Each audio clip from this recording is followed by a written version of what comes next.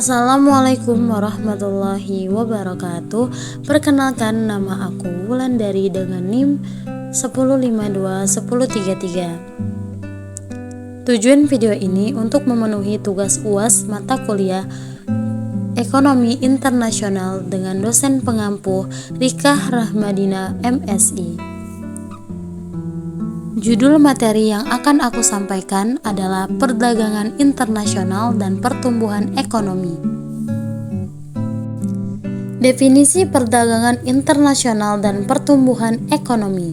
Perdagangan internasional merupakan kegiatan menukar barang atau jasa antara individu dengan pemerintah atau antar negara satu dengan negara lainnya di pasar dunia dan bertujuan untuk memenuhi kebutuhan dan mencari keuntungan. Pertumbuhan ekonomi merupakan proses pertumbuhan kondisi perekonomian secara bertahap menjadi lebih baik selama periode tertentu, atau juga kenaikan bentuk keberhasilan pembangunan ekonomi. Selanjutnya ada faktor pendorong perdagangan internasional. Yang pertama, perbedaan sumber daya alam. Yang kedua, perbedaan teknologi. Yang ketiga, keinginan untuk meningkatkan pendapatan negara. Yang keempat, penghematan biaya produksi. Yang kelima, keinginan menjalin hubungan dengan negara lain. Yang keenam, selera masyarakat yang tinggi. Dan yang ketujuh, untuk memenuhi kebutuhan barang dalam negeri. Selanjutnya adalah manfaat perdagangan internasional bagi negara. Yang pertama, ada sumber devisa. Yang kedua, memperluas lapangan pekerjaan. Yang ketiga, meningkatkannya kualitas konsumsi. Yang keempat, menambah pasar dan keuntungan. Dan yang kelima, peningkatan teknologi. Adapun hambatan perdagangan internasional. Yang pertama, perbedaan mata uang. Nilai mata uang setiap negara pasti berbeda. Jika mata uang pengekspor berbeda jauh lebih besar, maka negara pengimpor pasti merasa terbebani jika harus membayar sesuai dengan mata uang tersebut, dan bukannya untung, malah harus mengeluarkan biaya yang cukup besar. Yang kedua, kualitas SDM-nya rendah. Jika kualitas SDM suatu negara rendah, maka barang hasil produksinya pun akan rendah. Hal ini membuat negara tersebut sulit bersaing di pasar bebas karena akan kalah dengan kualitas barang dari negara lain. Yang ketiga, terjadi perang. Perang merupakan hubungan suatu negara menjadi hancur dan membuat ekonomi negara yang berperang menjadi terpuruk karena kas negara lebih diutamakan untuk keperluan perang. Yang keempat, munculnya mafia-mafia ekonomi. Shadow ekonomi atau pasar gelap sangat mengganggu jalannya perdagangan internasional karena mereka akan menggunakan cara apa saja untuk mendapatkan barang, dan biasanya mereka menguasai jalannya perekonomian dari negara itu sendiri. Adapun dampak positif dan negatif perdagangan internasional. Dampak positif yang pertama, menambah hubungan harmonis antar negara. Yang kedua, menambah lapangan pekerjaan. Yang ketiga, mempermudah masyarakat untuk memenuhi kebutuhannya. Dampak negatif yang pertama, memunculkan sifat konsumtif. Yang kedua, ketergantungan terhadap negara lain. Dan yang ketiga, melemahkan rupiah.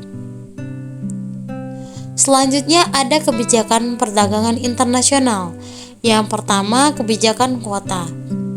Biasanya kebijakan ini diterapkan untuk melindungi barang dalam negeri agar tidak kalah bersaing dengan produk luar. Yang kedua, ada tarif pajak. Pajak barang luar negeri biasanya lebih besar daripada barang dan negeri-negeri lain. Kebijakan ini bertujuan untuk melindungi barang dalam negeri agar tidak kalah bersaing dengan produk luar. Yang ketiga, politik dumping. Kebijakan ini merupakan diskriminasi harga secara internasional dengan cara menentukan harga lebih rendah untuk barang luar negeri dan harga lebih murah untuk penjualan dalam negeri. Tujuannya adalah untuk memperluas dan menguasai pasar dengan mudah. Yang keempat, larangan ekspor. Pemerintah biasanya mengeluarkan kebijakan ini jika adanya kegiatan ekspor yang tidak sesuai pertimbangan ekonomi, politik, dan sosial. Tetapi kebijakan ini biasanya dilakukan hanya sewaktu-waktu saja. Yang kelima, larangan impor. Sudah seharusnya sebuah negara melindungi barang, maka dari itu kegiatan impor yang berlebihan akan merusak pasar dalam negeri dan juga untuk menghemat devisa. Selanjutnya ada pertumbuhan ekonomi di Indonesia. Pertumbuhan ekonomi merupakan proses perubahan perekonomian suatu negara menjadi lebih baik selama periode tertentu. Semakin tinggi pertumbuhan ekonomi suatu negara, maka akan cepat pula ketersediaan barang di negeri tersebut. Indonesia pernah mengalami kejadian pahit tepatnya di tahun 1998. Kala itu terjadinya krisis moneter di wilayah ASEAN. Saat itu, perekonomian di Indonesia bisa dibilang di ujung tanduk karena melemahnya rupiah terhadap dolar. Meskipun Presiden Soeharto merombak semua kabinet pembangunan, tetapi tidak bisa merubah perekonomian Indonesia saat itu.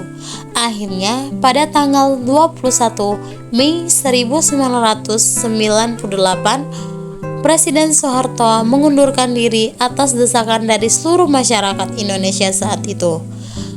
Pada tahun berikutnya, tepatnya tahun 1999, perekonomian negara-negara ASEAN mulai pulih kembali dengan di bawah pengawasan keuangan.